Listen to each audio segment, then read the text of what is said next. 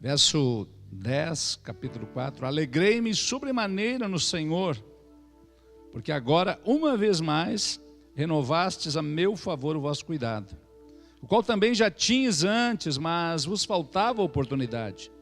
Digo isto não por causa da pobreza, porque aprendi a viver contente em toda e qualquer situação. Tanto sei estar humilhado, como também ser honrado.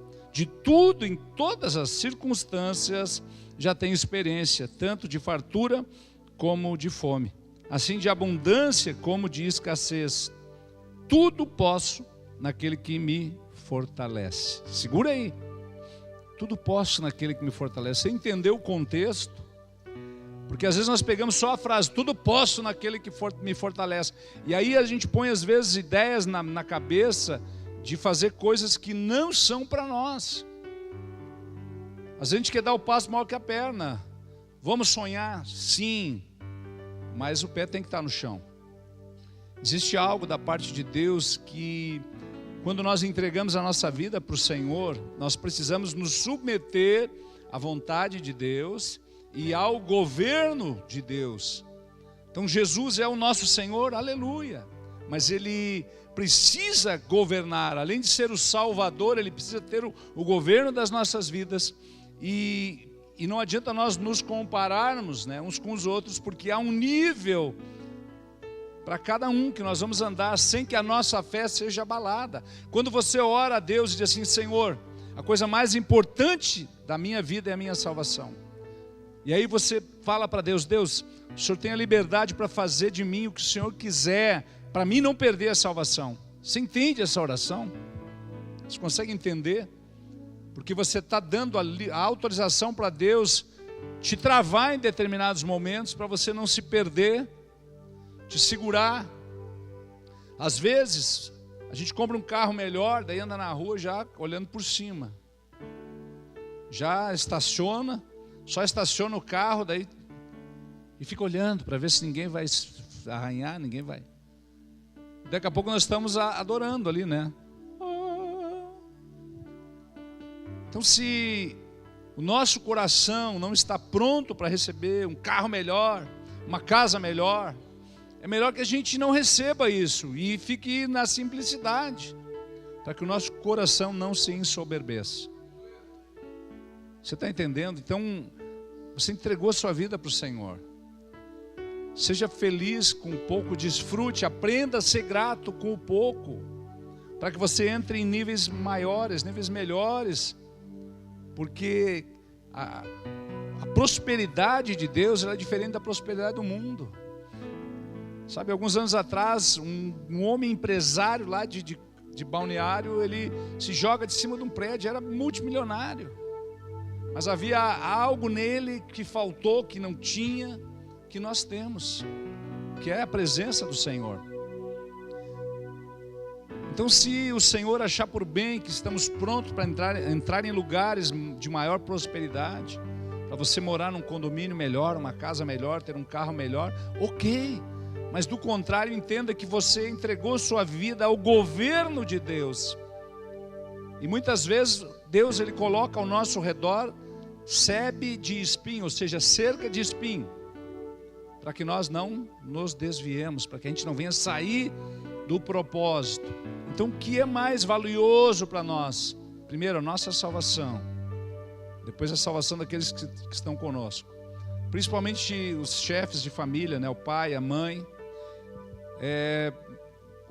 Grande parte de vocês já viajaram de avião e quando dão as instruções, né? Ali a comissária fala, olha, nossa aeronave está equipada com, né? E faz fica ali gesticulando e tal, as saídas de emergência, em caso de pouso na água, o assento flutua, aleluia, imagina, quando chegar a pousar na água, o assento flutuar, a gente já está na glória, mas tudo bem, é outra. Mas em caso de despressurização da cabine, máscaras de oxigênio cairão na sua frente, pegue uma, né, coloque no rosto e tal, e respire, blá blá blá. Ou seja, primeiro você, eles instruem, primeiro é você que põe a máscara. Não, mas eu vou botar no meu filho. Só que enquanto o avião despressuriza em questão de segundos, a pessoa, por falta de oxigênio, ela desmaia. E se ela tentar colocar a máscara no filho e desmaiar, o que vai acontecer? Morre ela e o filho. Então ela coloca nela. Ah, mas o filho desmaiou. Desmaiou, mas você bota a máscara e ele volta assim. Simples assim. Ou seja, primeiro você, não é egoísmo.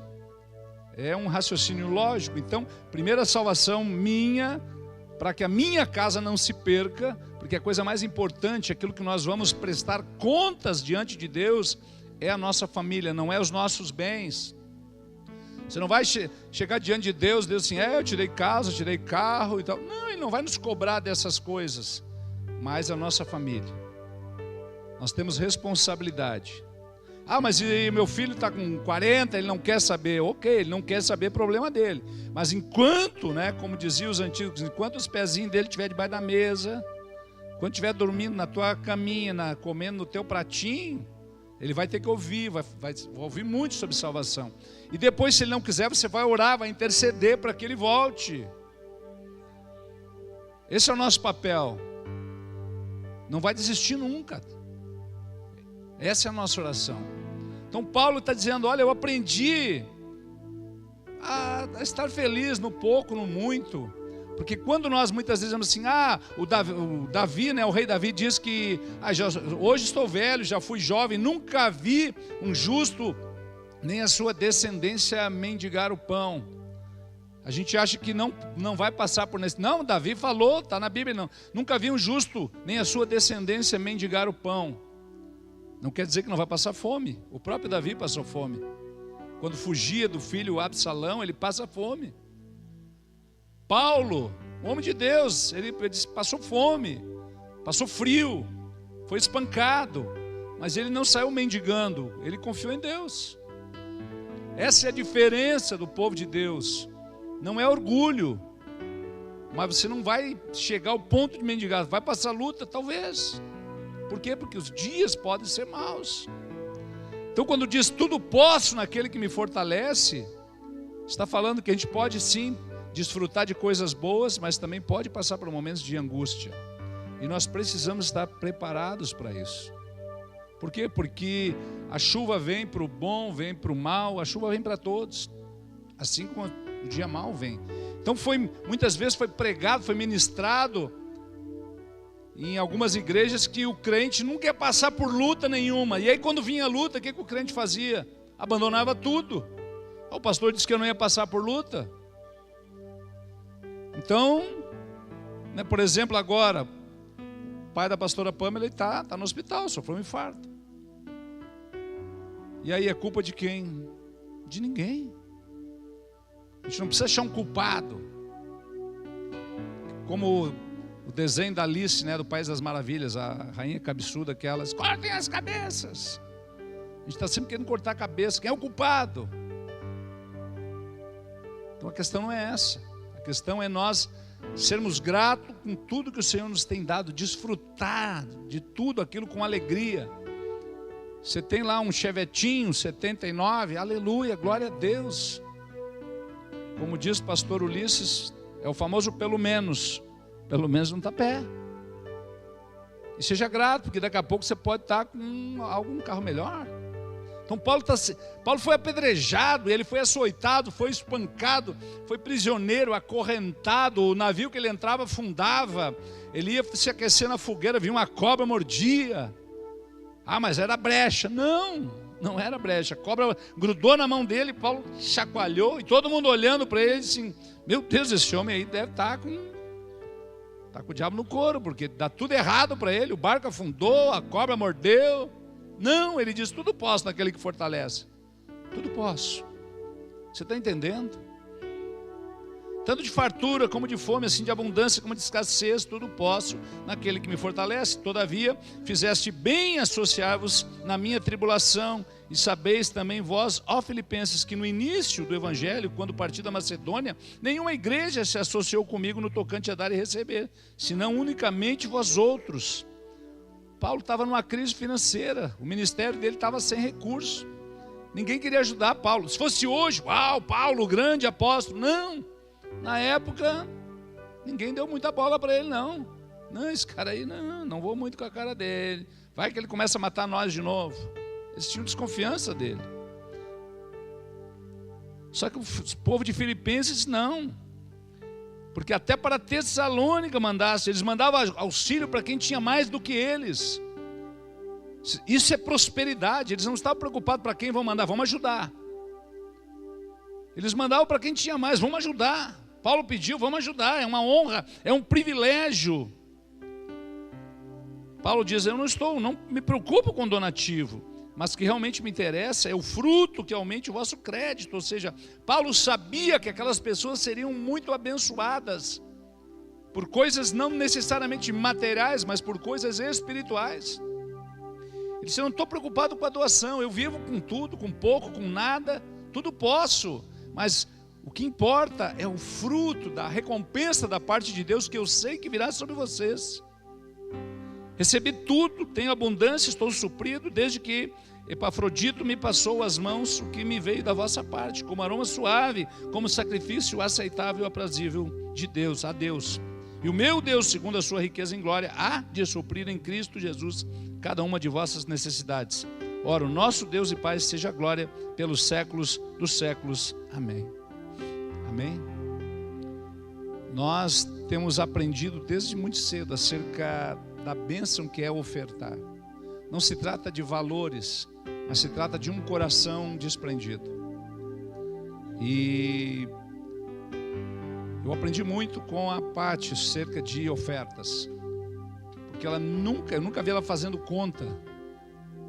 Se tem um apelo, ela vai no lugar, ela puxa o que tem, o que não tem. Eu às vezes dou uma olhada para ela e diz, que fé é essa? Não tem tudo isso, mas eu vou dar.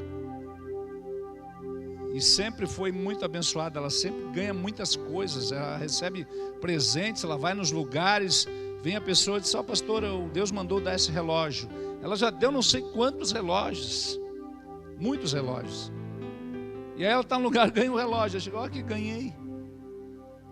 Por quê? Porque é melhor dar do que receber. E Deus não fica devendo para a gente. Você está entendendo?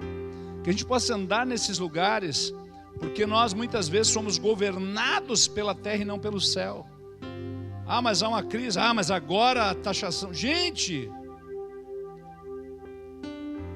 quem nos governa é o céu, não é a terra. Amém? Nós vamos falar um pouquinho sobre isso. Vamos falar um pouquinho sobre geopolítica hoje, mas geopolítica do céu. Amém?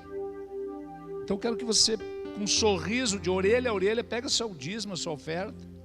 Em nome de Jesus, fique de pé. Eu tenho aprendido que sempre que eu vou à casa do Senhor, eu levo algo para ofertar.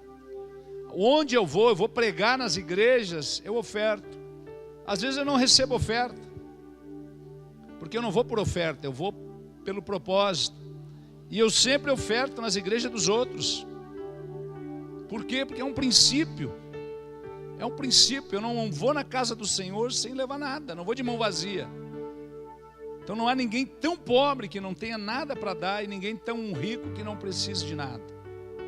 Todos nós precisamos. Segura a sua oferta. Pai, nós em nome de Jesus queremos, Senhor, diante de Ti, Pai, devolver parte daquilo que o Senhor nos deu. Tudo vem de Ti. Sim, Senhor, riqueza, glória, tudo vem de Ti. Todo ouro e toda prata são Teus. Nós apenas usamos os bens, usamos carro, casa, por um período limitado de tempo. Deixamos tudo, porque tudo é Teu. Pai, nós queremos devolver como gratidão parte daquilo, Senhor. Semente, seja o dízimo, e que o Senhor multiplique, Pai. Assim como a Tua palavra diz, seja 10, 20, 30, 60, 100 por um, Pai. Que seja tudo para o louvor da Tua glória, Pai, em nome de Jesus. Amém? Glória a Deus, traga a sua oferta com um sorriso.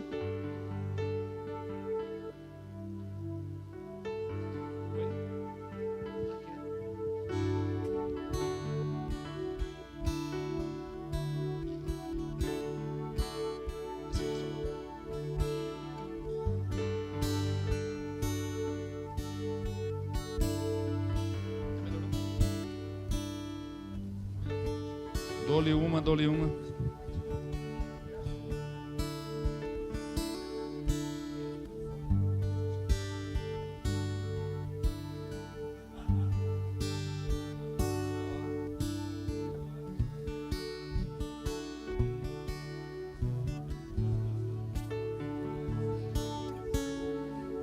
Vai, esse aqui além de mais bonito, deu certo. Peraí, agora eu não sei mais quem é quem. Não, esse é do Beto. Esse aqui, cadê o Sobieski? Daqui eu não te enxergo, mas também aí já quer demais, né? Pega aí, Mauro, faz favor, entrega para o Sobieski. Grande empresário do ramo de construção e outras coisas mais. Aleluia. Meu Deus, agora vocês eu não enxergam, mas aqui eu enxergo. Acho que tem que ser assim, né? Aleluia. Só como Deus é bom, viu? Agora nós vamos até às 11h30. Brincadeira. Brincadeira. Todo mundo já ofertou? Glória a Deus. Meu Deus, aumentei a letra, agora nunca mais para de rolar coisa aqui.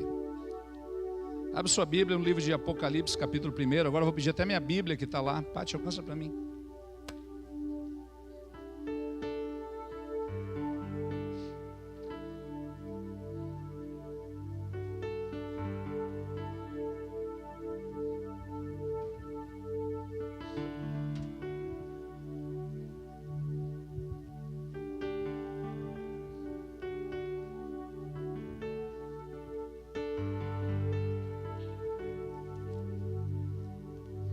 Apocalipse, capítulo 1, quem achou diz amém.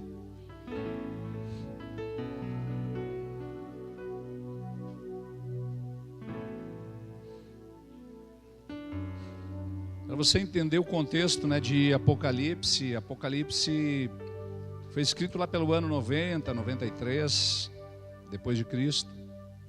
Então já fazia aí 60 anos que Jesus havia ressuscitado, a igreja havia avançado, experimentado sinais, prodígios, maravilhas. Só que na questão política, o Império Romano fazia e acontecia. No ano 70, o templo foi destruído. Ninguém fez nada. Destruíram o templo, não ficou pedra sobre pedra. Por que não ficou pedra sobre pedra? Porque Jesus, em Mateus capítulo 24, havia profetizado. Quando tentaram ali impressionar Jesus com a construção do templo, os discípulos disseram assim: mestre, olha que coisa linda, essas pedras, essa construção. E Jesus disse: olha, não ficará pedra sobre pedra. Como assim? Sim, porque tinha muito ouro no templo, tinha muitos utensílios de ouro, prata, bronze. Então depois, com o tempo, os saqueadores, eles viravam as rochas, as pedras, para tentar achar o máximo de coisas preciosas. Então não ficou pedra sobre pedra, escombros. E agora no ano 90, João já velhinho, a maioria dos, para não dizer todos, os apóstolos já haviam morrido. Uns crucificados de cabeça para baixo, cerrados ao meio, decapitados, daquele jeito, apedrejados. João prisioneiro numa ilha, submetido a serviços forçados. Alguns historiadores dizem que tentaram matar ele, colocando ele em óleo fervente, e ele ficou ali fazendo um spa, não morreu. Eles olhavam para ele e disseram: uau, esse cara aqui realmente... E ele estava ali. Imagina o que passa na cabeça de um homem que era apaixonado por Jesus, recostava a cabeça no peito de Cristo, que viu todas essas coisas. Ele foi o único a permanecer na crucificação. Os demais fugiram, só ficou João e as Marias ali. E havia uma expectativa que Jesus voltasse para restabelecer o reino a Israel.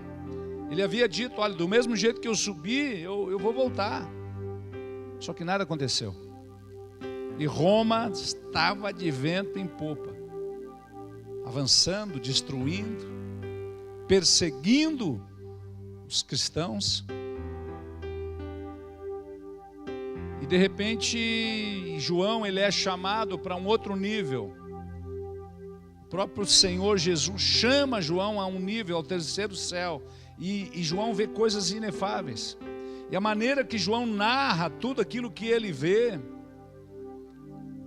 coisas que ele talvez não entendesse, porque ele viveu ali naquele período onde a tecnologia era mínima. E ele vê os nossos dias, ele vê os dias futuros. Ele descreve coisas ali que hoje nós entendemos que talvez ele estivesse vendo ali aviões de guerra, helicópteros, bombas, porque ele vê como que muitas estrelas caindo por terra.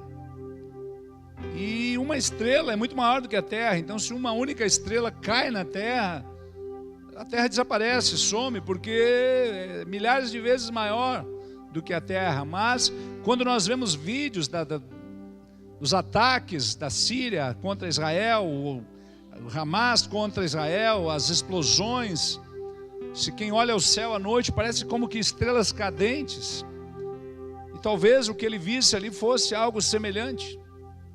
Mas o ponto não é o que ele viu, o que ele não viu. O fato é que eu entendo que o livro de Apocalipse, infelizmente a tradução em português, ela deixa um pouco a desejar pela palavra Apocalipse.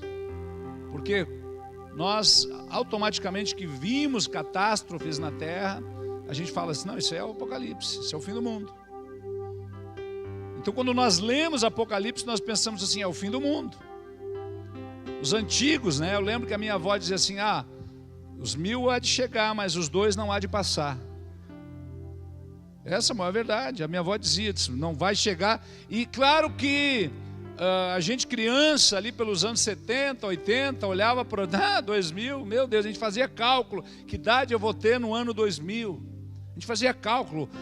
2001, Uma Odisseia no Espaço, aqueles filmes futuristas, e a gente achava que em 2000 os carros estariam voando nas ruas, que as pessoas iam estar se locomovendo como os Jetsons ali, aquela coisa toda. Muito progresso aconteceu, sim, mas nada parecido com a projeção. Então hoje, quando nós vemos um tsunami, é fim do mundo, é Apocalipse. A guerra é Apocalipse, sempre apontando para o fim, destruição. Só que nos outros idiomas não é Apocalipse, é revelação. Revelação, esse é o termo. Muda totalmente o sentido. Revelação de quem? De Cristo. Capítulo 1, vamos lá. Verso 1. Começa dizendo o quê?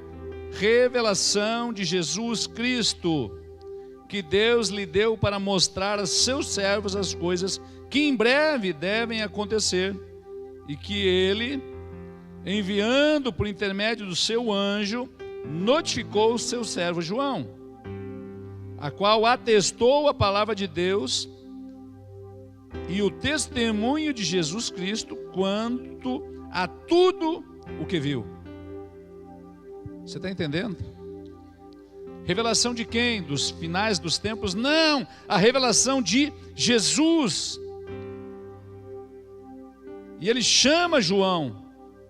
Sobe aqui, João. Vem aqui, eu vou te mostrar a revelação de quem? De Jesus Cristo.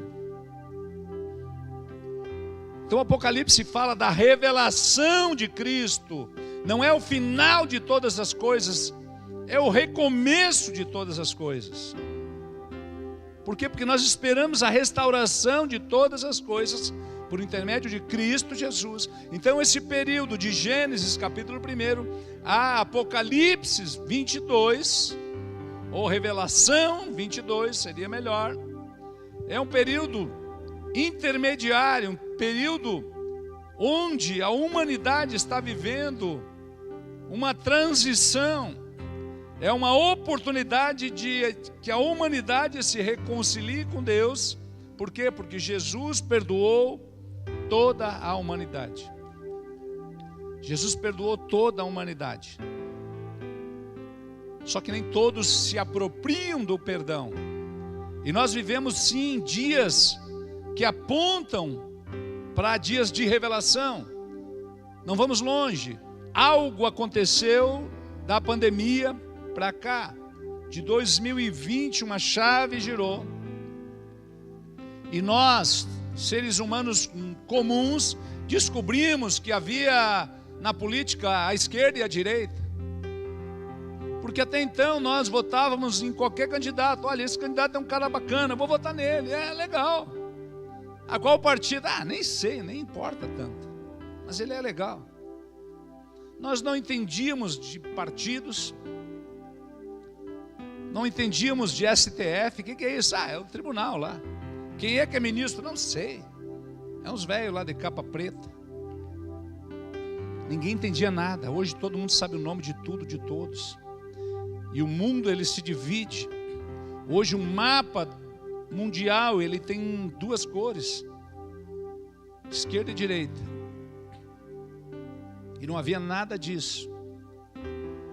Hoje algumas enfermidades, até antes de 2020, a mortalidade, as pessoas morriam, muitas de ataque cardíaco, muitos e muitos de câncer e outras enfermidades, acidentes, coisa e tal. Porém agora parece que muda.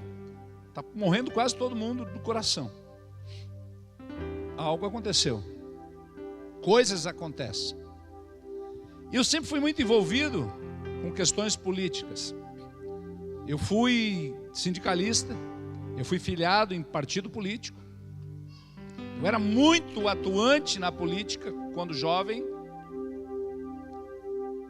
Participei de várias manifestações em sindicatos dos aeroviários. Eu era o primeiro, pegava o microfone ali durante as reuniões sindicais, e eu falava e agitava. Saímos em greve e tudo mais. Então eu conheci muitas coisas, eu conheci as reuniões sindicais, que havia uma pauta a ser seguida e ninguém saía da pauta, tudo era muito organizado, as coisas funcionavam nos sindicatos, tudo funcionava perfeitamente. E de repente eu me converti e eu percebi que as reuniões da igreja eram uma bagunça. Disse, meu Deus, ninguém se entende. Muitas vezes nós não avançávamos nas reuniões da igreja. E é nessas horas que a gente lembra daquele texto que diz que os filhos das trevas são mais astutos que os filhos da luz. Eu não estou dizendo que o sindicato é bom ou é mau. Eu estou dizendo que nós, a igreja, deveríamos ser bons. Mas nós muitas vezes não nos organizamos. E aquelas pessoas envolvidas, elas cooperam financeiramente, elas não têm dó do dinheiro pela causa. A causa é mais importante que muitas coisas para elas. E muitas vezes elas estão ali gastando o que tem, o que não tem, por uma causa de uma mentira. E nós que temos a causa da verdade não acreditamos. Vivemos como se fosse mentira. E eles que vivem na mentira, vivem como se fosse uma verdade. Isso é difícil de entender. Então eu posso dizer que eu andei, assim como alguns de vocês já andaram nesse outro lado. Tenho uma certa compreensão. Então hoje, pelo fato de eu conhecer e de ter andado em alguns lugares, eu muito me incomodo quando eu assisto, quando eu vejo a geopolítica, quando eu vejo as movimentações e o que tem causado. E eu sei que muitas vezes eu exagero, me envolvo muito com a terra. Mas como sou casado com uma profetisa, ela me puxa, volta para o céu, cara. Como nos tempos da nossa infância, né, que havia ali os alienígenas e eles vinham, né, para a terra para dominar o mundo, e eles chamavam o terráqueo. A gente às vezes é muito terráqueo. A gente está com o pé na terra, o olho na terra, quando deveria estar com o pé na terra e o olho no céu. Por quê? Por quem estabelece reis? Quem estabelece reis? É o Senhor. Quem derruba os reis? É o Senhor. Então não tem muito a ver com eleição, tem a ver com a vontade de Deus. Quem endureceu o coração de Faraó? Foi Deus. Por isso que a gente não consegue entender que a loucura de Deus, ela é mais sábia que a sabedoria dos mais sábios do mundo. Por quê? Porque Deus fala com Moisés: Moisés, vai lá, fala com o faraó. Se ele não deixar, você transforma as águas em sangue. Ele faz isso. E aí ele também vai lá e endurece o coração do faraó. E ele não deixa ir. Deixa meu povo ir para adorar o Senhor. E ele, não. Aí vem os encantadores ali, já fazem a água transformar em sangue também. E assim vai, Deus endurece o coração do faraó. E aí quando a gente fala em faraó, já vem algumas figuras da política brasileira já. E quem que endurece o coração desses faraós daqui da política? É Deus. Por quê? Porque Deus é um pai que disciplina. É Ele quem nos disciplina. Quais os momentos de maior crescimento da igreja? Perseguição. Hoje, países que a igreja tem crescido, países perseguidos. E nós vivendo confortavelmente no Brasil, aleluia. País bacana, povo bacana. E nós já estamos fazendo plano, pastorzada feliz, porque agora fulano ganha, aí nós vamos comprar terreno, nós vamos expandir, nós vamos avançar. Os adultérios aumentando dentro da igreja, os pastores trocando as pastoras pelas secretárias, os pastores metendo a mão no dinheiro, pastores pregando mentiras, pastores enganando as pessoas. E Deus, Ele trata primeiro com os da casa. Então o Senhor vem com um fogo refinador. Quando às vezes a gente está ali, Senhor, manda fogo. Que fogo? O fogo vem para purificar. O que é palha vai queimar, o que é madeira vai queimar. Permanece o que é ouro, o que é prata. O que é precioso permanece, o que é vil vai embora. Então vivemos dias que apontam para uma grande virada na igreja brasileira. Por quê? Porque as pessoas estão começando a cansar de serem enganadas, de receber tapa nas costas. As pessoas estão querendo realmente ser apacentadas, ensinadas, admoestadas, ouvir a verdade, estar preparadas para a batalha. Por quê? Porque a igreja não é uma creche. A igreja não é um parque, não é a Disneyland lá que você vai brincar. Não, é um exército. A igreja deve ser um exército. E se não vier a guerra, glória a Deus, tomara que não. E se Jesus voltar amanhã, nós vamos ser arrebatados, melhor ainda. Mas eu creio que nós vamos passar por tribulação. Por quê? Porque Jesus disse em Mateus 24. Jesus disse, olha, no mundo tereis aflições, mas tem de bom ânimo. Então nós vamos estar preparados. Melhor o suor no campo de treinamento do que o sangue no campo de batalha. É melhor sobrar do que faltar. Mas entenda algo. O mais precioso para nós hoje não é o mundo ao nosso redor, mas a nossa salvação, a nossa casa. Isso é o que é mais precioso.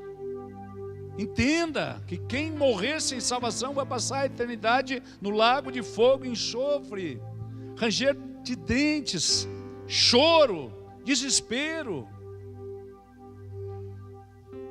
E nós vamos estar com Ele, aleluia, novos céus, nova terra, coisa linda, coisas que nem olhos viram, nem ouvidos ouviram. Então o que nós estamos passando aqui é uma escola preparatória, só que é uma escola como que uma escola militar. Vai ter o campo, vai ter os momentos de dificuldade, mas é nessas horas que a igreja mostra o seu valor, e nós já experimentamos isso. Justamente quando o mundo está em polvorosa, quando o mundo está em pânico, quando o caos se apresenta ali por março de 2020. Eu lembro que nós estávamos com a visita de um pastor do Paraná lá conosco. Estávamos planejando, vamos para Gramado, vamos fazer isso. Não, pastor, prega lá domingo. Não, beleza. E de repente alguém liga para ele, pastor, aqui saiu uma notícia aqui que estão fechando tudo. E daqui a pouco começa a vir notícia acima de notícia, estão fechando e ao lockdown. E daqui a pouco ele diz, pastor, estou indo agora. Ele pega o carro e se manda enquanto dava tempo. E a gente ficou se olhando, uau, o que está acontecendo? E aí começa a notícia. E daqui a pouco começa lá a Plim Plim mostrar aquelas fileiras de cova, todo dia as mesmas covas abertas. E todo mundo desesperado. Caos. Diz, meu Deus, e agora o aluguel? Como é que nós vamos pagar se não vai ter culto? Como é que nós vamos pagar o aluguel? Meu Deus do céu. E de repente começamos a nos reunir remotamente. As pessoas estavam ali ofertando, dizimando, nós pagando um dia o aluguel. E eu digo, mas e eu, Senhor? Como é que eu vou viver? De repente eu vou lá na caixa do correio, lá, não sei como que veio aquela, talvez já tivesse lá aquela carta antes do lockdown. NSS, seu Flávio Júnior Santos da Cunha, compareça no banco tal, tal, número tal. Uau, din-din. E não era pouco, recebi os atrasados de 3 anos que estava rolando já, em plena pandemia. Vai lá no banco, já saquei um pouco, já saí grande para casa. Uau! Por quê? Porque o Senhor é bom. O Senhor é bom, provisão, sobrou. Eu já até comecei, o pedreiro morava do lado da minha casa, eu até vou construir no meio da pandemia. Era meu vizinho. Já fiz uma reforminha aqui, que pobre, né, pega um din-dinzinho e quer fazer uma reforma. E é bem bom. Coisa boa, né? Coisa boa, nada de errado nisso. E nós vivemos um período aqui onde a igreja começa a arrecadar alimentos, a igreja começa a arrecadar roupas, a igreja começa a ajudar pessoas, como nunca antes. Começamos a desenvolver projetos. Por quê? Porque esse é o papel, esta é a identidade da igreja. É para isso que nós somos treinados, para o dia mau. Somos treinados para o dia mau. Se Deus, Ele é o dono do ouro e da prata, e nós somos filhos dEle, é óbvio que nós vamos ter o recurso no tempo, na hora oportuna. Vai vir, não me pergunte como, mas veio, nós passamos, nós enfrentamos, e nós estamos aqui. Do nosso exército aqui nós não tínhamos nenhuma baixa. Glória a Deus. E eu confesso, né? Confesso que eu contrabandeei umas ivermectina, umas azitromicina. Eu distribuí, aleluia. Pensei, e não perdemos ninguém. Aí agora, 4 anos depois, descobriram que alguns medicamentos que a Plim Plim dizia que era veneno, era bom, salvava a gente. Mas nós somos movidos pelo Espírito Santo. E se Deus mandar da farinha de mandioca, a gente dá. E a enchente veio logo em seguida. A gente pensa, não, agora nós vamos surfar na onda do crescimento, a igreja vai bombar. Porque a gente notou que algumas pessoas desapareceram, aproveitaram a pandemia para, como a gente dizia quando era guri, deu o prefixo e saiu do ar. Sumiu, escafedeu. Aleluia, não quiseram mais brincar de igreja. E passa um tempo, vem a enchente, e lá estamos nós, sem dinheiro, sem recurso, dias de pagar aluguel, nem 1 centavo. Diz, meu Deus, e agora? De repente começa a chegar a carreta, de repente a conta bancária começa a receber doação. Resumindo, todos os nossos receberam móveis, utensílios, eletrodomésticos. Todos os nossos. Por quê? Porque nós somos um exército. Por quê? Porque nós somos treinados para isso. Por quê? Porque o Senhor é socorro presente no dia da tribulação. O Senhor é socorro presente no dia da angústia. Então teve gente que ficou melhor pós-enchente do que enchente, do que antes. Como diz o Tiririca, o pobre diz que não tem nada, quando vem a enchente diz que perdeu tudo.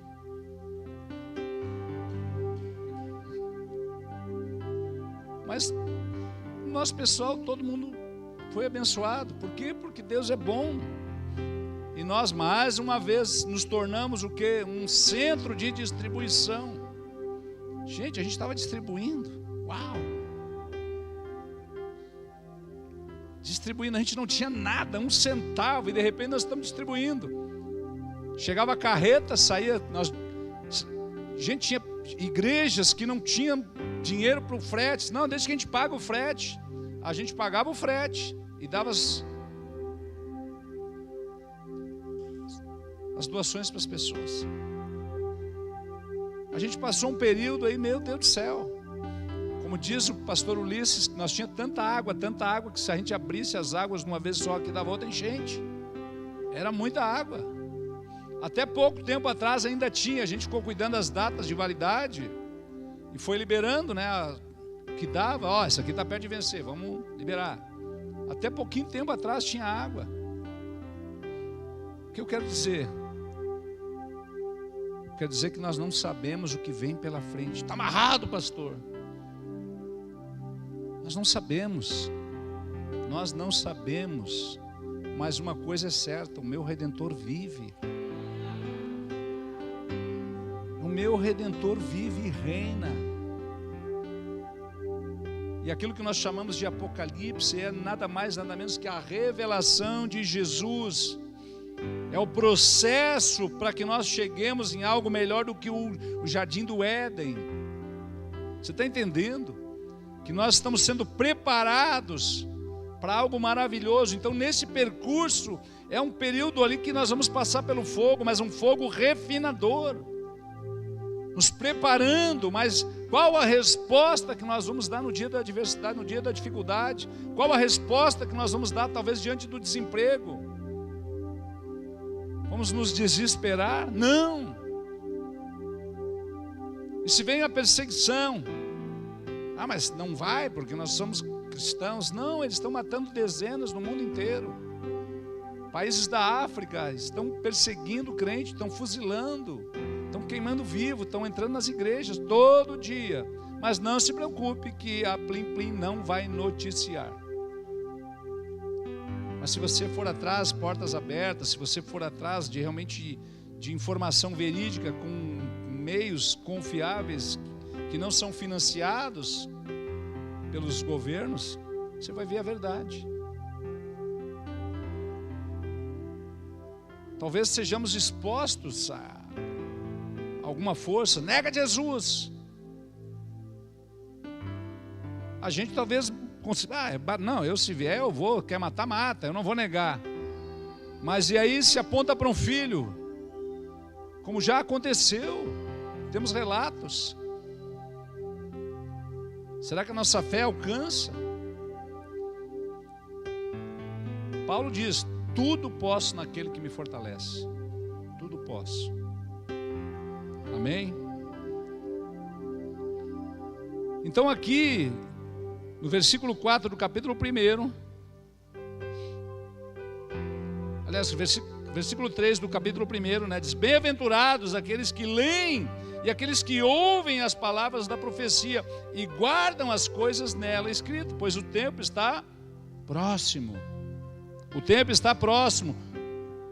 João às 7 igrejas que se encontram na Ásia: graça e paz a vós outros, da parte daquele que é, que era e que há de vir, da parte dos 7 espíritos que se acham diante do seu trono, e da parte de Jesus Cristo, a fiel testemunha, o primogênito dos mortos, o soberano dos reis da terra, aquele que nos ama e pelo seu sangue nos libertou dos nossos pecados e nos constituiu reino, sacerdotes para o seu Deus e Pai. A ele a glória, o domínio pelos séculos dos séculos. Amém. Eis que vem com as nuvens e todo o olho verá, até quantos ultrapassaram. Todas as tribos da terra se lamentarão sobre ele. Certamente, amém. Eu sou o Alfa, o Ômega, diz o Senhor Deus, aquele que é, que era, que há de vir, o Todo-Poderoso. Eu, João, irmão vosso e companheiro na tribulação, no reino e na perseverança em Jesus, achei-me na ilha chamada Patmos. Por causa do que? Da palavra de Deus e do testemunho de Jesus. Achei-me em espírito no dia do Senhor, e ouvi por detrás de mim grande voz, como de trombeta, dizendo: o que vês, escreve em livro e manda às 7 igrejas: Éfeso, Esmirna, Pérgamo, Tiatira, Sardes, Filadélfia e Laodiceia. Voltei-me para ver quem falava comigo, E voltando vi 7 candeeiros de ouro, e no meio dos candeeiros um semelhante ao filho do homem, com vestes talares, e cingido à altura do peito com um cinto de ouro.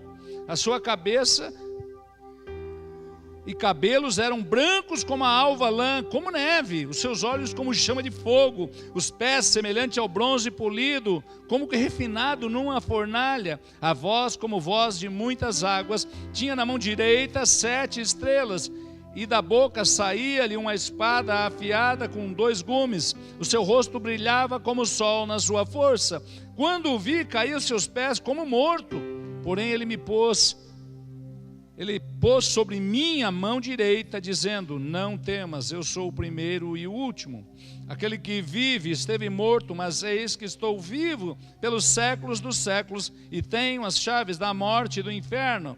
Escreve, pois, as coisas que vistes, e as que são, e as que hão de acontecer depois dessas. Quanto ao mistério dos 7 estrelas que vistes na minha mão direita, e os 7 candeeiros de ouro, as 7 estrelas são os anjos das 7 igrejas. Os 7 candeeiros são as 7 igrejas. Se você observar, se você ler as 7 cartas às 7 igrejas, no mínimo 5 estavam desviadas. No mínimo 5 estavam desviadas. O percentual é alto. O percentual é alto. Tinham coisas boas, sim. Algumas tinham obras, algumas tinham isso, tinham aquilo, não vou ler agora. Mas o que acontece é que todos nós precisamos alinhar o nosso coração com o Senhor. Todos nós podemos sim corrigir o nosso curso, aferir a nossa bússola para fazer aquilo que é certo. Por quê? Porque esses dias nós estamos já vivendo os dias da revelação de Jesus. Dias da revelação. Quem é Jesus? Ele veio como um cordeiro. Ele veio para nos perdoar o pecado. Somos perdoados. Porém nós não podemos anular o sangue de Cristo repetindo os mesmos erros, os mesmos pecados. E pouco se tem falado para a igreja acerca de pecado e de santidade. Se fala muito de seja feliz, realize seus sonhos, avance, cresça, seja próspero. Não há problema nessas coisas. Mas se você é próspero naquilo que você acredita que é prosperidade, mas se você vive em pecado, toda a riqueza é vã. Porque nós não vamos levar nada dessa terra. Não vamos levar nada. A gente usa, a gente tem ali uma permissão para usar. A gente tem permissão para usar. Às vezes quando a gente, como é pastor, faz muito sepultamento, e aí não tem como você não andar pelos locais e vendo as lápides e vendo as datas. A gente era criança, a gente ia ali para o interior de Santa Catarina, São João do Sul, ali na Vila Quebra-Dedo. Eu, a Glória, a Núbia e mais outros primos, a gente andava ali caminhando, daqui a pouco, sai daí, aí tem uma sepultura. Às vezes era tão antigo que desaparecia. A gente é mesmo. E a gente ficava vendo as datas. E aí você via foto ali de crianças, de jovens. Olha que moça bonita, olha que moço bonito. Mas foi. Foi. Não há como saber. Somente Deus.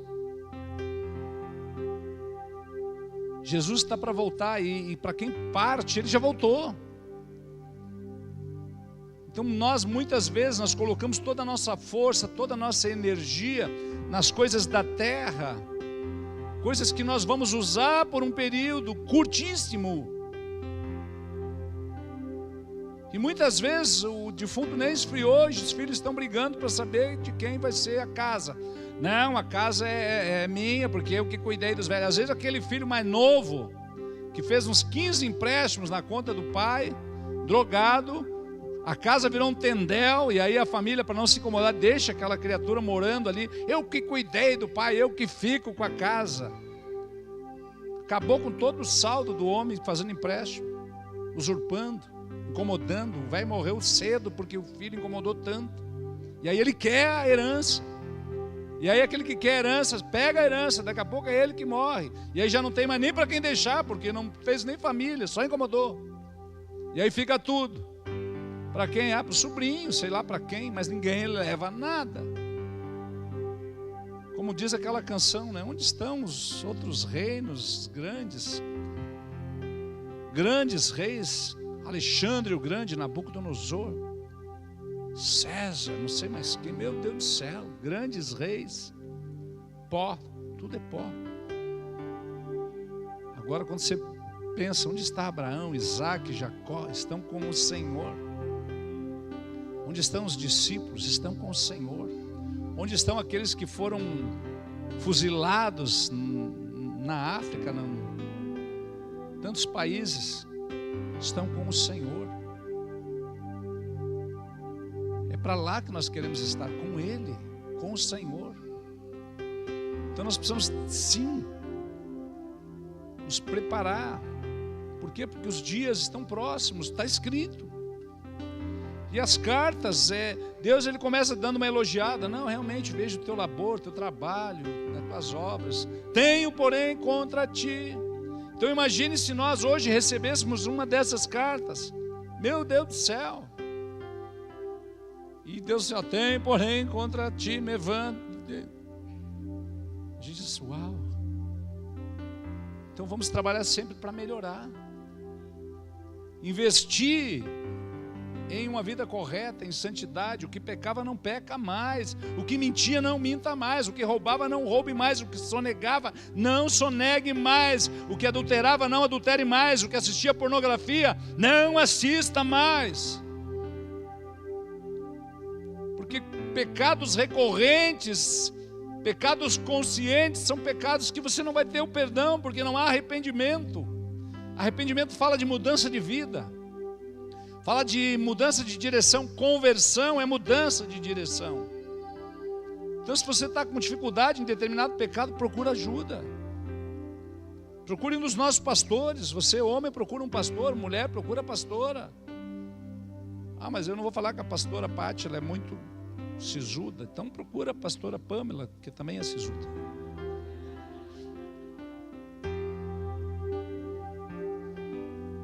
Resumindo, tem horas que não tem como ficar rindo, né? A gente tem que ser sério. Brincar, na hora de brincar, beleza. Eu gosto, né, bastante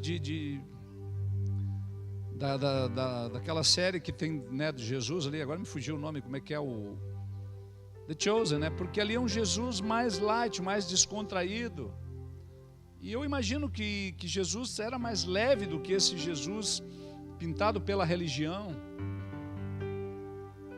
O que não quer dizer que a autoridade dele constrangia, mas eu imagino que na hora da comida, na hora do descanso, eles não tinham tanto descanso, mas um pouco tempo, eu imagino que eles relaxavam, brincavam.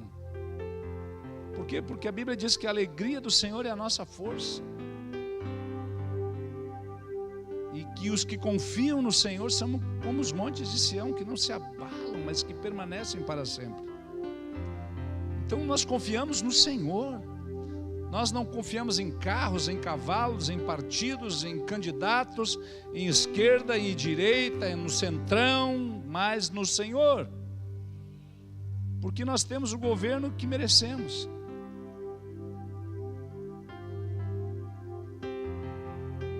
Mas a igreja ela precisa ser alinhada, a igreja precisa estar pronta. Nós fazemos a diferença. A igreja é um lugar que, além de ser um lugar social, onde nós encontramos pessoas, amigos, uma família, mas também encontramos recurso, ajuda financeira, ajuda emocional, e o que é melhor, a salvação da nossa alma, a vida eterna através de Cristo Jesus, o sangue derramado. Não tem nada que se compare a isso. Só que o que nós chamamos de Apocalipse é um livro de verdades, de profecias que estão acontecendo, coisas que estão acontecendo e muitas outras vão acontecer. onde tudo que é abalável será abalado. Amém? Aleluia. Então entenda algo, a revelação de Cristo está no livro de Apocalipse. Salmos de número 1, não precisa abrir, mas diz: bem-aventurado o homem que não anda no conselho dos ímpios, não se detém no caminho dos pecadores, nem se assenta na roda dos escarnecedores, antes o seu prazer está na lei do Senhor, e na sua lei medita de dia e de noite. Ele, quem? O homem que não anda no conselho dos ímpios, ele é como o quê?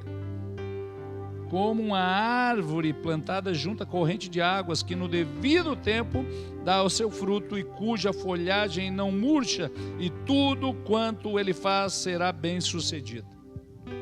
Tudo. Então nós vamos dar sim a nossa força, o nosso recurso, a nossa oração, o nosso tempo para a obra de Deus. Vamos organizar as nossas vidas. Nós estamos muito desorganizados. Nunca o ser humano esteve tão desorganizado. Nunca aquilo que nós temos de mais precioso, fora a salvação, o que nós temos de mais precioso é o nosso tempo. Aquele ditado que diz: tempo é dinheiro. Sim, porque nós vendemos o nosso tempo para a empresa e eles nos pagam, trocam, a gente dá o tempo, eles dão em dinheiro. E aí o tempo que nos sobra a gente gasta preocupado com outras coisas que não edificam. Então é geral, é um tempo desperdiçado. Gente, nós percebemos, né, por exemplo, aqui na hora de fazer a reforma, sempre os mesmos, os coroas, tinha 2 jovens ali, a maior parte era quarentão, cabeça branca. Onde estavam os jovens? Olha, se pudesse filmar, estariam atrás de uma tela de celular.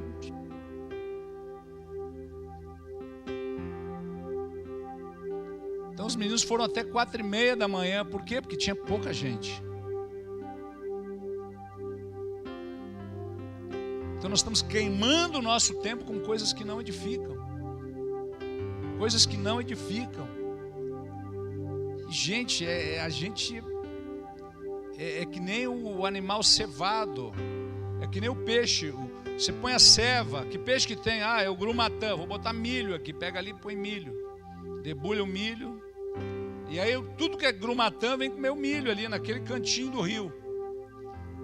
E aí você vai acostumando, bota milho, até que um dia você vai com anzol, põe milho no anzol, joga ali e começa a pegar tudo quanto é grumatã. Por quê? Porque eles estão cevados. E o celular não é diferente. Você gosta de futebol, você vai passando ali, o sistema sabe de qual time você gosta, do que você gosta. Se é piada, vai vir só a piadinha boba, aquela, uma até da outra.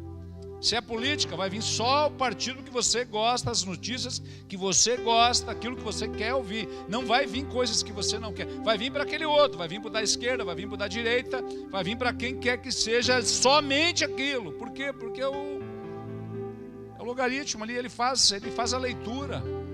Ele sabe a sua idade. Quando eu estava para fazer o aniversário, comecei a receber ali, nascidos em 65. Aí começaram a me oferecer produtos. Por quê? Porque o sistema sabe onde eu moro, o que eu consumo. Uma pessoa que consome pornografia, vai vir sempre as coisas pornográficas, as armadilhas. Vem a ceva, que nem para o peixe. E aí o anzol vem e tchau. Então hoje nós temos queimado o nosso tempo com coisas que não edificam. Quem consegue concluir a leitura da Bíblia em um ano? É difícil ler a Bíblia, é difícil porque a Bíblia não vem, nada se oferece ali, ela é parada, a gente não consegue avançar, não tem figuras, não. Mas a Bíblia é a vida, é o caminho ali, ela é verdade, é o que nos nutre, é o que nos prepara, o que nos fortalece. Nós estamos vivendo dias de que essa nova geração, tem o QI menor do que os pais. A geração que tem o QI menor do que os pais Você manda pegar um ônibus, eles se perdem. Ah, mas Uber? O Uber pega, porque para na porta. É um Peugeot vermelho. Ah, Peugeot vermelho. Agora vai numa empresa fazer uma entrevista. Mãe, vai comigo. A gente acha que as nossas crianças são muito inteligentes, porque eles pegam um celular e eles fazem e acontece. Não! No nosso tempo não tinha o que fazer. O que a gente fazia? Achava uma lata, fazia um carrinho de lata. Pegava um pedaço de bambu, fazia uma pandorga. Pegava uma tábua velha, eu às vezes serrava com a serra de pão, não tinha serrote. Ficava 3 horas com a serra de pão, serrando uma tábua para fazer um carrinho de lomba. Conseguia ali rolimã, um pregão velho. Meu Deus do céu, de vez em quando o carrinho desmontava, ele se estraçalhava todo.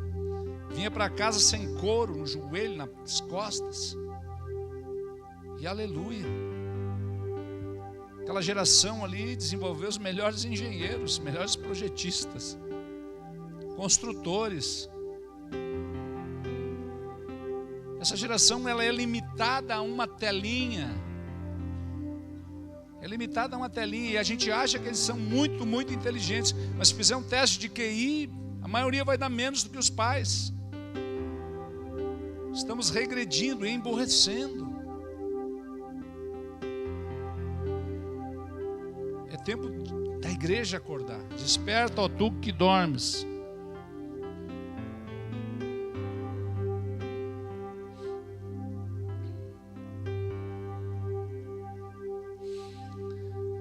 Há 3 pessoas em nós, entre aspas, né? Quando digo há 3, não, na verdade não há uma. Mas quem eu penso que eu sou? Quem os outros pensam que eu sou? E quem Deus sabe que eu sou? A gente, há uma expressão em castelhano, né? Assim, tu eres creído. Tipo assim, tu te acha. Tu tá te achando. Eu me acho, eu sou o cara. Isso eu penso. E o que os outros pensam de mim? Ele não é tão cara assim. E o que Deus sabe que eu sou? O que vale é o que Deus sabe ao nosso respeito. E é óbvio que nós somos filhos de Deus. Isso é importantíssimo, é bênção. Só que não nos comportamos como filhos de Deus. Não nos comportamos como filho do rei, como co-herdeiros com Cristo. Muitas vezes nós nos comportamos como mendigos espirituais, mendigando coisas que Deus não nos vai dar. Por quê? Porque essas coisas vão nos prejudicar, vão nos afastar da presença de Deus. Quantas pessoas nós vimos? Estava numa luta, dinheiro ali suadinho, não perdia culto. Não perdia culto, vinha com a gasolina só com cheiro. Começou a ganhar bem, com um emprego melhor, trocou de carro. Sumiu, tá passeando, né? Carro melhor, tanque cheio, tá passeando. Glória a Deus, há problema em passear? Não. Aproveita. A questão é quando eu troco as coisas de Deus por coisas da terra. Não há problema em você viajar, visitar, mas há tempo para tudo. Há tempo, a Bíblia diz, há tempo para tudo. E nós não podemos deixar de congregar. Então é nítido que muitas vezes, na maioria delas, as pessoas que estão em luta, elas participam das orações, das escolas bíblicas, do trabalho na igreja, são voluntárias, não perdem culto, mas quando recebem aquilo que deveria ser bênção, aquilo se torna em maldição. Como assim é possível? O povo sai do Egito. Quando o povo sai do Egito, a Bíblia diz que as hostes do Senhor saíram, ou seja, os exércitos de Deus saíram. Deus está olhando para aquelas pessoas, que a gente não pode mais dizer que eram escravas, eles eram escravizados, porque agora não mudou o vocabulário. Eles saem, o Senhor abre o mar vermelho, faz sair a água da rocha, manda um maná, que era um pão que descia do céu. E eles começam a reclamar. Não, mas lá tinha panelas de carne, e tinha melões, tinha bombom, drops, tijolinho, bala de goma. Mentira. Eles eram escravos. Eles tinham que fazer tijolo e não podia mais, não tinha mais palha, eles tinham que cortar palha, eles tinham que fazer tijolo e o número tinha que aumentar, eles tinham que construir tudo quanto era celeiro, eles tinham que trabalhar tipo bicho, eles não podiam adorar Deus, eles estavam cercados de falsos deuses e agora eles não, lá era melhor, não era. Eles começam a chamar o maná de pão vil. Nós queremos carne e Deus disse, ok, vocês vão comer carne. Deus manda codornizes. Eles começaram a comer codornizes. Prato fino, né? Os franceses fazem aquelas codorninhas.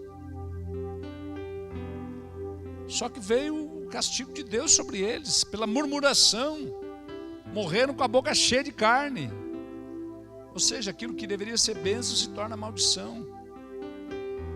Às vezes você pode estar insistindo com algumas coisas e aquilo é maldição, e Deus, então toma, leva. Daqui a pouco a moça solteira está querendo, buscando uma criatura que é um atraso na vida dela. Daqui a pouco, de tanto querer insistir, bater conta, Deus, então tá, casa. Se torna em maldição. Por quê? Porque Deus, ele é soberano, mas Ele não interfere nas nossas decisões, nas nossas escolhas.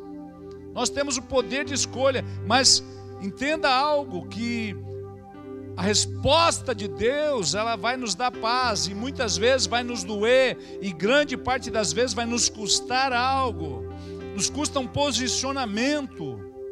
Servir a Deus exige um posicionamento, exige posicionamento, é abrir mão de algumas coisas, sim. Mas veja bem, Jesus abriu mão de tudo, abriu mão da sua glória, abriu mão dos seus poderes, a sua deidade, sendo Deus. Ele veio homem, nascido de mulher, se submete a uma jovem, adolescente. O Rei dos reis, o Rei, o Criador do universo, vem nu, precisou aprender tudo, desde necessidades fisiológicas, a comer, a ir no banheiro. Então aquela jovem trocava as fraldas, ele se expunha tudo. Quando ele é crucificado, ele não vai com aquele fraldão que a gente vê nos filmes católicos, ele vai nu, expondo a sua genitália para tudo e para todos. A sua mãe, aquelas mulheres que ele libertou de tantos demônios, todo mundo passava e debochava. A Bíblia não relata toda a sorte de palavras que eram ditas, mas na maioria diziam, desce da cruz. Desce da cruz. Sempre vai ter uma voz do inferno mandando eu e você descer da cruz. Na hora da declaração do imposto de renda, desce da cruz, muda isso aí, cara, não seja trouxa. Você vai pagar isso aí tudo, dá um migué aqui, cara. Desce da cruz. Não. Desce da cruz, não paga tudo isso aí, tem um jeitinho, dá um jeitinho. Ali não é o leão da tribo de Judá, é o leão do imposto de renda. Todo mundo sonega, você não é todo mundo. Você não é todo mundo. Desce da cruz.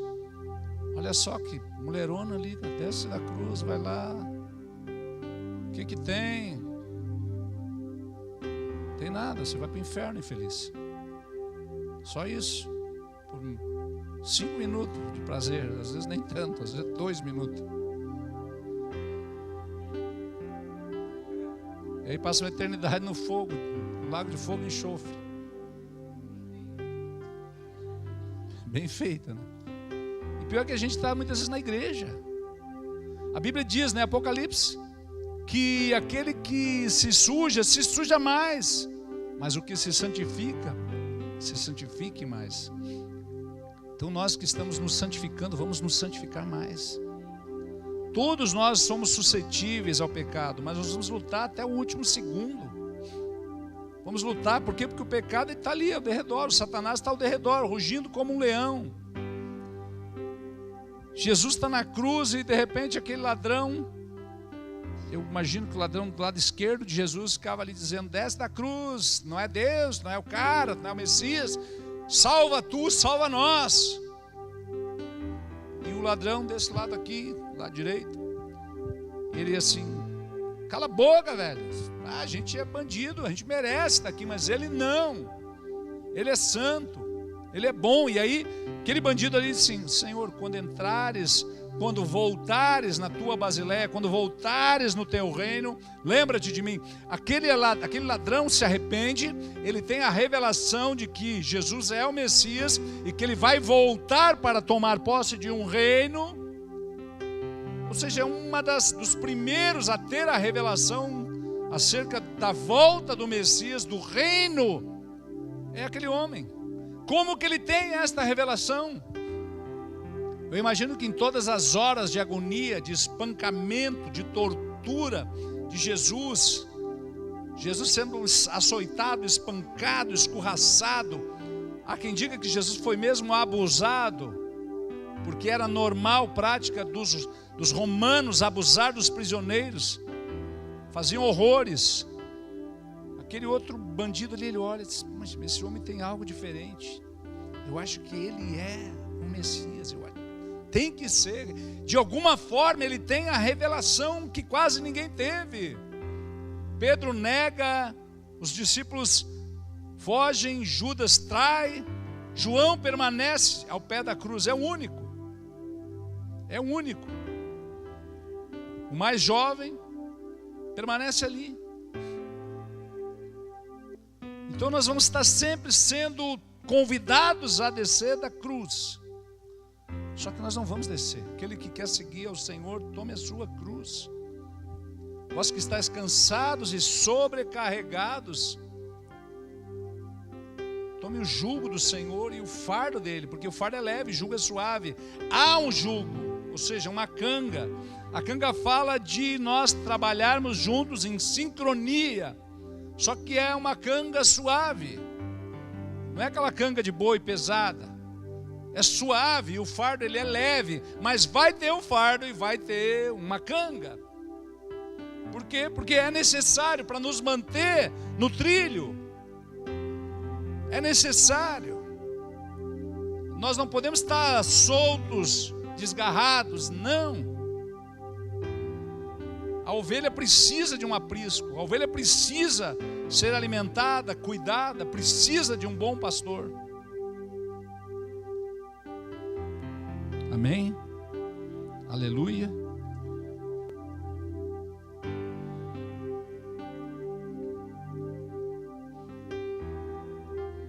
Então não se ache. O apóstolo Pedro, na sua primeira carta, no capítulo 2, verso 18, não precisa abrir, mas se quiser anotar, ele fala acerca da vida exemplar de um crente. Ele diz: servos, sede submissos, ou seja, empregados, sede submissos com todo temor ao vosso patrão, não somente se for bom e cordato, mas também se for mal, porque isto é grato, que alguém suporte tristezas, sofrendo injustamente por motivo de sua consciência para com Deus. Pois que glória há se pecando e sendo esbofeteados, por isso os suportais com paciência. Se entretanto, quanto praticais o bem, sois igualmente afligidos e o suportais com paciência, isto é grato a Deus, porquanto para isto mesmo fostes chamados, pois que também Cristo sofreu em vosso lugar, deixando-vos exemplo para seguir os seus passos, o qual não cometeu pecado, nem dolo algum se achou em sua boca, pois ele, quando ultrajado, não revidava com ultraje, quando maltratado não fazia ameaças, mas entregava-se àquele que julga retamente, carregando ele mesmo em seu corpo sobre o madeiro os nossos pecados, para que nós, mortos para os nossos pecados, vivemos para a justiça, por suas chagas fostes sarados. Fomos sarados por ele.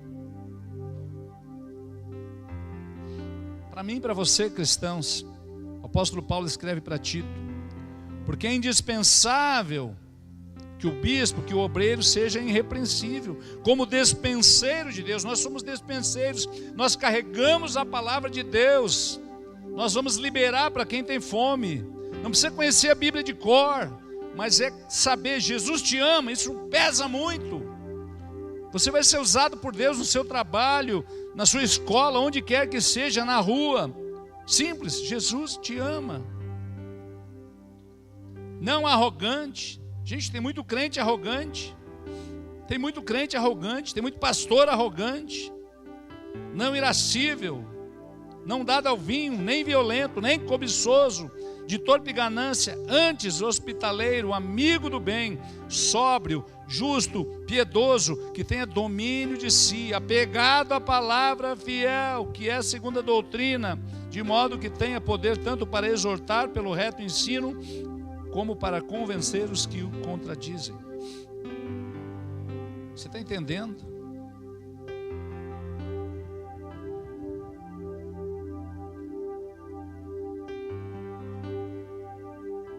Agora, para encerrar, meu Deus, tem muita coisa aqui que vai ficar para a próxima.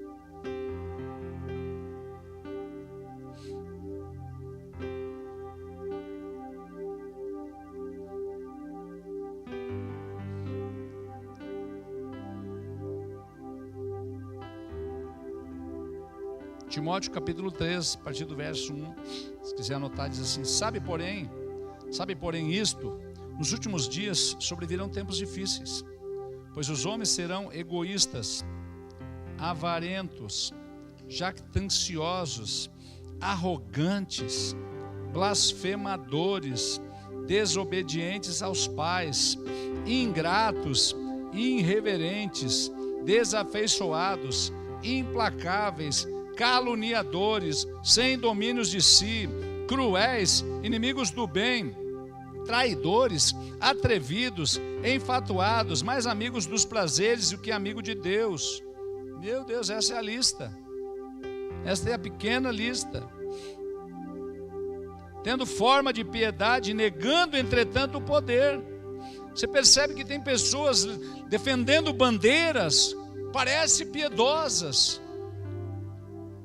Pessoas que às vezes estão defendendo a causa dos pets, mas estão passando por cima de uma pessoa que mora na rua.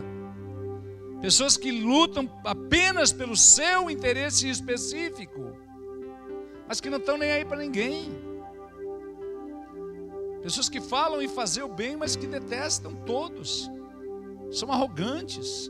Têm uma aparência de piedade, mas não são. Você conhece pessoas assim?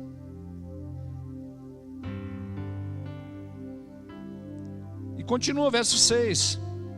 Pois entre esses encontram os que penetram sorrateiramente nas casas e conseguem cativar mulherinhas sobrecarregadas de pecados, conduzidas de várias paixões, que aprendem sempre e jamais podem chegar ao conhecimento da verdade. Ou seja, isso aqui fala de pastores que enganam as pessoas, que entram nas casas para enganar, para corromper, e que não tiram as pessoas da vida de pecado, mas que têm ganância. E ali diz: são homens de todo corrompidos na mente, réprobos quanto à fé. Eles todavia não irão avante, porque a sua insensatez será a todos evidente, como também aconteceu com aqueles. E assim vai, né? Paulo vai citando. Mas aí Paulo diz: tu, Timóteo, porém, tens seguido de perto o meu ensino. Gente, nós precisamos seguir de perto o ensino, a palavra, procedimento, o propósito, fé, longanimidade, amor, perseverança, as minhas perseguições, os meus sofrimentos, os quais me aconteceram em Antioquia, Icônio, Listra, que variadas perseguições tenho suportado, de todos, entretanto, me livrou o Senhor. Ora, todos quantos querem viver piedosamente em Cristo Jesus serão perseguidos. De algum jeito ou de outro nós vamos sofrer algum tipo de retaliação, algum tipo de perseguição. Mas os homens perversos e impostores irão de mal a pior, enganando e sendo enganados. Verso 14. Tu, porém, permanece naquilo que aprendestes, e de que fostes inteirado, sabendo de quem aprendestes, e que desde a infância sabes as sagradas letras, que podem tornar-te sábio para a salvação, pela fé em Cristo Jesus. Por quê? Porque verso 16, toda a escritura é inspirada por Deus, útil para o ensino, para a repreensão, para a correção, para a educação na justiça, a fim de que o homem, de Deus, a mulher de Deus, seja perfeito e perfeitamente habilitado para toda boa obra. Amém? A palavra de Deus é para isso, para nos corrigir, para nos exortar, para nos guiar, para nos trazer de volta ao trilho, ao centro, à vontade de Deus, para que realmente possamos nós fazer a obra do Senhor. Como expressar nossa gratidão, nós fomos salvos, fomos achados nele, resgatados de uma vida de pecado, tirado de um lamaçal, colocado sobre a rocha. E precisamos estar afirmados sobre a palavra de Deus, é o que o Senhor fala. Em Mateus, capítulo 7, fala que aquele que edifica sua casa sobre a rocha é um prudente construtor. Veio os ventos, veio a chuva e deram com ímpeto contra aquela casa, mas a casa permaneceu. Isso fala sim de coisas que virão. Vem a chuva sim, veio o vento, veio com tudo, deu com ímpeto contra aquela casa, mas as bases, as estruturas estavam sobre a rocha. Assim tem que ser a nossa vida. Depois de todo o sermão do monte, Jesus fala, dá uma série de instruções, e diz: ok, vocês ouviram, agora pratiquem, permaneçam nisso que eu ensinei. Vocês serão como uma casa construída sobre a rocha. Vai vir vento, vai vir chuva, vai vir tempestade, e vai bater com ímpeto, com força contra a casa, mas vai permanecer inabalável. É assim que nós temos que estar, inabaláveis na presença do Senhor. Por quê? Porque vai acontecer, eventualmente vai vir uma enfermidade, eventualmente talvez venha um desemprego, não adianta você estar amarrado, mas vai vir.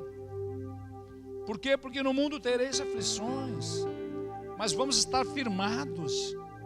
Deixa a crise vir. No céu não há crise, no céu não há escassez. A nossa oração: Senhor, seja feita a tua vontade, que seja na terra como é no céu. O pão nosso, é isso, o sustento nos dá hoje. E amanhã Deus proverá. Amanhã você ora de novo: o pão nosso nos dá hoje. Pronto, e assim nós vamos. Não é para ficar guardando, estocando o pão, porque vai azedar, vai criar mofo, que nem o pão que vinha do céu. Não podia guardar, era só para o dia. O maná era só para o dia. Se guardasse, teve alguém: vou guardar para amanhã, daí amanhã eu durmo até mais tarde. Aí chegou de manhã, abriu a cambuca lá, estava todo bichado. Por quê? Porque Deus disse que não era para guardar. Somente no sábado. Sábado era folga. Sábado recolhia na sexta, guardava para o sábado. E era só nesse dia, recolhia o dobro, porque daí sábado era o dia de adorar a Deus. Quando tentaram recolher em outros dias, apodrecia. Isso vale para nós. Nós temos que guardar um dia da semana, que seja segunda, que seja domingo, que seja sábado. Mas eu preciso trabalhar. Trabalha, mas vai criar bicho. Não vai adiantar você trabalhar 8 dias da semana, que seja, só tem 7, mas trabalha tanto que não vai adiantar não ficar um dia em casa com a família. Por quê? Porque vai bichar. Por quê? Porque está na Bíblia. Não adianta. Você precisa estar um dia em casa com a sua família. E o serviço, espera. Mas a pessoa chegou para mim, geralmente, né, quem presta serviço: para quando é que você quer isso? Para ontem. Legal, você tinha que ter vindo anteontem então. Não deixa a desorganização do teu patrão te desorganizar. Aí você desorganiza a sua vida, por quê? Porque ele quer para ontem. Então ele deveria ter vindo anteontem. E aí você vai trabalhar, não vai dar sossego para o seu corpo. Então não se trata de guardar o sábado. Você pode guardar a segunda, pode guardar domingo, mas precisa guardar um dia. Por quê? Porque vai bichar, não vai render. Você não vai comer do fruto desse dia, porque não é abençoado. Por quê? Porque aos seus amados Deus dá enquanto dorme. Entenda que princípios de Deus não se quebram. Você tem que ter um dia para ficar de folga. Não adianta. Pastor às vezes é segunda, quando dá. Como dizia a Rafaela era pequena. Nós segunda-feira a gente combinava. Segunda-feira nós vamos no shopping. Coisa boa, não tem ninguém. Só que para criança é um tédio, né? A criança quer ver criança. Aí ficava na piscina de bolinha só a Rafa, pulando, ninguém. Eles diziam assim: não, mas Rafa, segunda nós vamos no cinema. Elas, Se ninguém morrer, se não tiver ninguém se separando, se divorciando, se não tiver ninguém enfermo, se não tiver ninguém... Ela vinha com a lista. Graças a Deus ela cresceu, mas ainda aproveita essas coisas, né? Agora já está maior, vai com as amigas. Quando dá, até a gente vai, pega um cinema de vez em quando. Faz tempo que eu não vou no cinema com ela. E é legal. Meu pai já não gosta de cinema. Mas é necessário. É necessário. Invista no que realmente tem valor. Invista em vidas. Entenda que o Senhor confiou uma arca para você construir, para colocar a sua família dentro. Por quê? Porque como nos dias de Noé. Mas mestre, como é que vai ser nos tempos do fim? Como nos dias de Noé. As pessoas casavam, davam-se em casamento, comiam, bebiam, compravam, vendiam, negociavam e veio a chuva. Noé entrou com sua família para dentro da arca, os animais, Deus lacrou a porta, porque se fosse Noé que tivesse fechado a porta, ele ia abrir. Imagina lá o tio dele que gritou: ô sobrinho, abre aí para mim. Mano, abre aí. Primo, abre aí. Tá bom, já vou abrir. Aí ele entrava, já acabou com tudo. Já afundava a arca de tanta gente. Deus lacrou por fora e Deus não botou leme. Só que é assim que Jesus disse que é, como nos dias de Noé. As pessoas se casavam e davam-se em casamento. Não é a mesma coisa, não. Casar é ali, né? Homem, mulher, contrair matrimônio, compromisso, vai lá, bonitinho, no cartório, tem um juiz de paz, assina as testemunhas, tira aquela foto bacana, depois vem na igreja, o pastor abençoa, glória a Deus, convida os irmãos, né, para o churrasco, aleluia. E dar-se em casamento é o que se chama hoje, né, o empoderamento da mulher, é o ficante, é isso, é aquilo, é o empoderamento. A mãe, ela chamava outra coisa, mulher empoderada, ela tinha uma palavra bem pejorativa para mulher empoderada. Só que a palavra mais bonita agora parece que ficou tudo mais bacana. Só que os princípios de Deus, eles são imutáveis. A verdade de Deus permanece, passará os céus e a terra, mas a sua palavra permanece para sempre. Amém? Vamos ficar de pé, vamos orar em nome de Jesus.